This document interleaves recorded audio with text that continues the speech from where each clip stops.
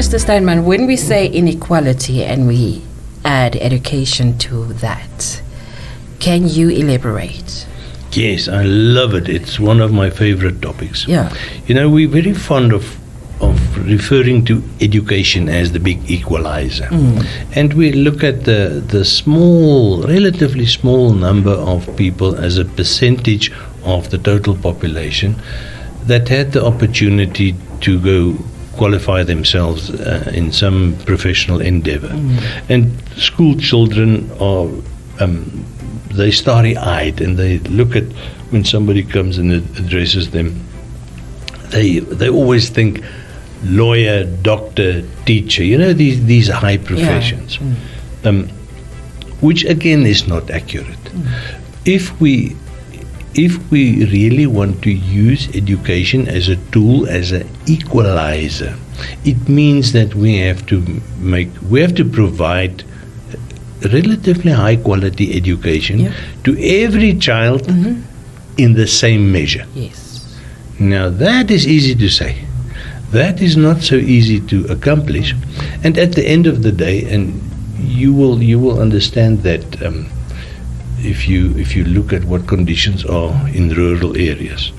You know, we to this day, 34 years after independence, 35 years, we still have what we used to call in the old days boomschool. Yeah, we still do. You know, and it is not just restricted to one region. Everywhere you go in Namibia, the moment you're more than 50 kilometers away from a fairly important town, you start finding boomschool. Yeah. You know, so you can imagine that if there's one teacher or maybe two teachers and there are 25 children in that school, ranging in age from 7 to 17, it is not possible to cover the curricula for each one of those children in each one of those grades at the same level that it is done in a private school in Windhoek or in Swakopmund.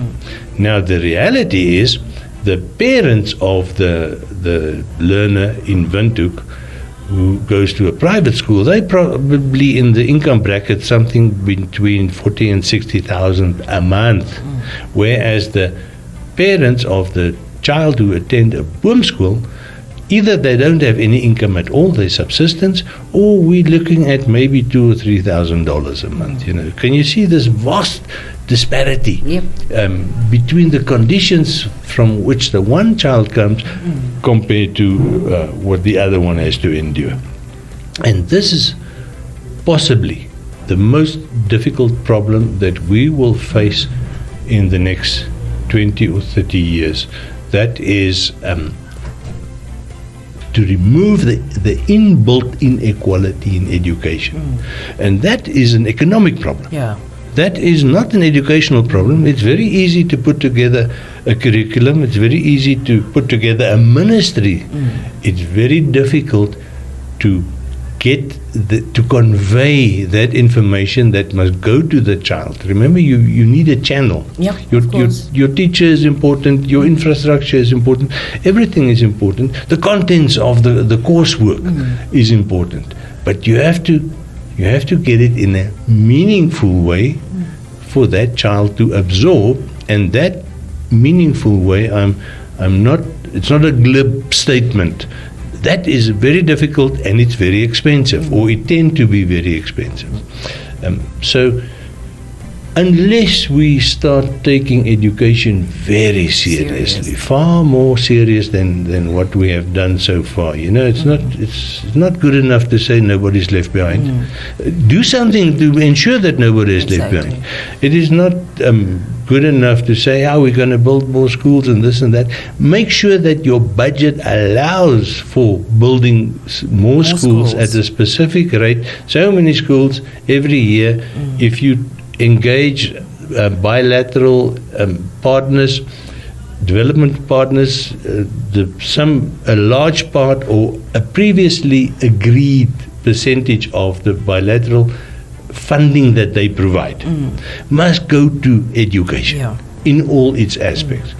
If we take education seriously as an economic factor, not as a social factor, will we be able to solve the problem of inequality, not all at once, but systematically over the next 20 or 30 or even 50 years.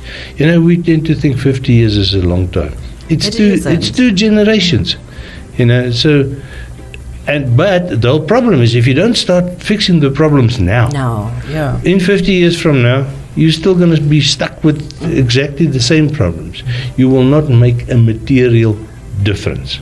And this is where the way that you apply your economic knowledge, the way that you analyze the situation, and most importantly, the way that you construct your budgets.